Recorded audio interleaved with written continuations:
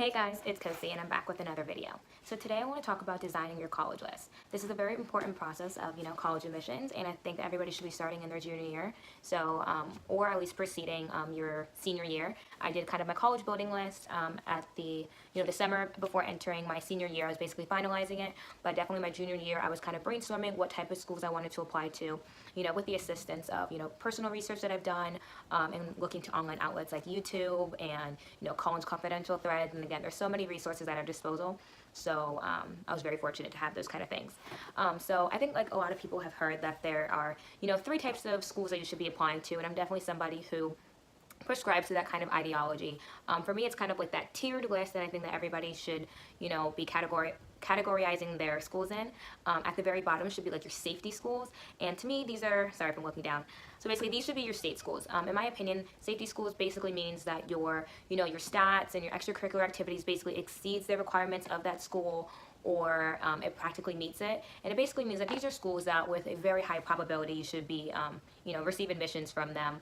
These also can include like, some of your state schools, those other public universities that you see yourself at. But again, usually when you're applying out of state, that already decreases your chances and doesn't exactly make it safety school. But there's also, smaller private colleges or smaller liberal arts universities that could be considered your safety school. It just depends on like those stats and stuff like that. And I think that everybody should, apply to your safety schools because you always need a backup option. But it also should be schools that you do see yourself going to. You don't want to be forking over all of this money just to not, want to go to these schools. And something that's also really important is that, safety schools are also if your family finances were to change and, had to like scale down, the cost of school that you're going to, the safety schools is an amazing option. And then to me, that second one, a lot of people call them target schools, but for me, I like to call them match schools.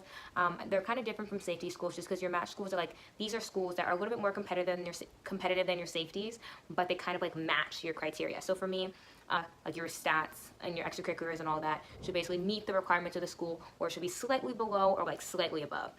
But it's definitely like your match school, and this is a school that you would definitely really see yourself at. These are universities where, of course, it's not as guaranteed as your safety schools, but there is, these are schools which have admissions rates, between the 30s and 50s, 60s kind of range. And these also include, some of your private schools. A lot of them could be, some of those competitive state schools. Like if you were to live in California, even though UCLA and UC Berkeley are, public schools, that definitely does not make it a safety by any means. Same thing if you were to live in like Michigan. University of Michigan at Ann Arbor is definitely not a safety school for a lot of people. So it kind of also depends where you live. And if you want to go out of state, a lot of these, those top public schools that I just mentioned, those would be more of your match schools because you do have lesser of a chance than those in-state students. And then again, your finances should kind of match, the tuition. It should be very affordable to you. But then also with your match schools, I believe that you should look into how many like merit scholarships are offered by the school. Because if your criteria matches or slightly exceeds or slightly is below, the criteria of the school, then you still want to be able to be eligible for those merit scholarships, as well as your safety schools. Safety schools should also be the place where you're going to be racking in a lot of those merit scholarships because basically your stats exceeds, what the school is asking for.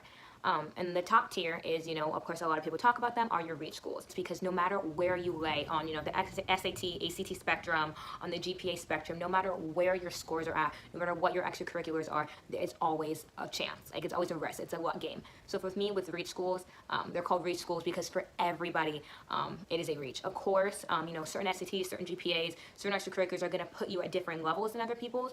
But when you're talking about acceptance rates, basically below 4%, 5%, 6%, it's a reach for everybody. Like your elite universities, your private universities, reach schools can also be like those public schools like University of Michigan, Ann Arbor. It's going to be your Berkeley. It's going to be, maybe like your UNC Chapel Hill. Like those kind of schools could be your reach for certain people. Some other criteria that it's good to look at is basically looking for need-blind schools. So need-blind schools are schools where you apply to the school and they are blind to the financial need that you have. So a lot of universities are becoming more increasingly need-blind just because they don't want to deter a student because of their parents' financial state. Another way to look and narrow down some of these schools is by going through your major. That is actually what I did, and that's kind of what helped me narrow down my list. Basically, like in my last video, you guys saw that my two basic majors were like international relations, like political science, and then was pharmacy. So for me, I looked up, the top ranked international relations school, and I'm going to put in here some of those results that came up, and it was, Stanford University, University of Southern California, and then when I looked up pharmacy, the schools that were popping up were, University of North Carolina, Chapel Hill again, I believe, UF was on that list, University of Florida, and then also University of Southern California. And I feel like a lot of people get caught up with applying to 20 plus schools, but there are certain schools on that list that you can kind of see like, yeah, I don't see myself going there. And to me, that's just a waste of time. That's a waste of money. Keep in mind that when you're devising these lists, college application costs are expensive. Basically, the average amounts that I was paying for some of these schools were like 70. So like my UC applications was $70. My Stanford application was $90. UNC was 85. I think USC was 85 as well. But like my state schools were like 30. And again, everyone's average is going to be differently, but still even $30 is not cheap. So you don't want to be applying again to like 30 schools. If you do, it's totally up to you. But just keep in mind the financial factor that comes with applying to all these schools. And there's some other costs that come with the schools that, I didn't even realize were like your SAT and ACT scores. A lot of the schools that I applied to did want me to self-report, which I was super grateful for. However, the UC schools wanted me to send in my SAT and ACT scores. So it's also, so that ended up being like, I think I sent my ACT scores to both, and that was like $13 a pop. And then some other things that were super important was the CSS profile. So the CSS profile was this like College Board financial aid report that you're sending to your colleges. So usually for like your private universities, there's like a select amount of colleges that use the CSS profile, and it makes you eligible for like their scholarships and their grants that they have on campus. And I believe like that first like application was like $25, and then you had to pay $16 to send it out to each school, and like that adds up. So for me, like I didn't do the CSS profile like for Stanford until I got in, because I didn't want to fork over the $25 plus $16, if I didn't get into the school. And that's why I also didn't apply to aid at like USC, UNC, and UCLA. Like I don't know how much money I would have gotten from them, because I would have had to fork over that money to see, and I kind of already knew I was going to go to Stanford, so I also didn't want to, again, waste that money.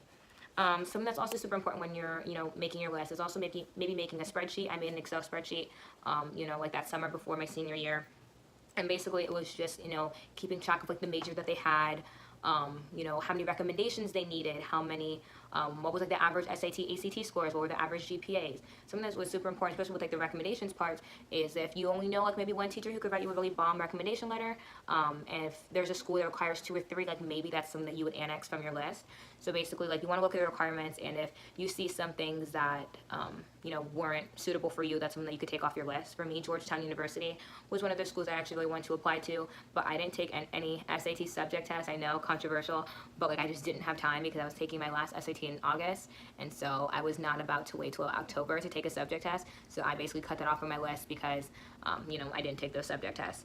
And yeah, so making that list early on can already help you clear out some schools off your list, so that's really good. And then something about scores. Scores are basically this like objective measurement tool for a lot of these schools. So when you're kind of categorizing your schools into safety school, a match school, a reach school, like yes, your SAT, ACT, and GPA is super duper important. Again, they're just objective kind of tools that can maybe seeing where the schools kind of lay. But of course, if like you have a lower SAT score, but you have like amazing extracurricular activities, don't let that deter you from applying to some of these certain schools. Some other factors as well is, what kind of campus do you see yourself in? You have your bigger campuses. For me, those schools are like FSU and UF. These are schools where I believe they have like 40,000+ students on campus.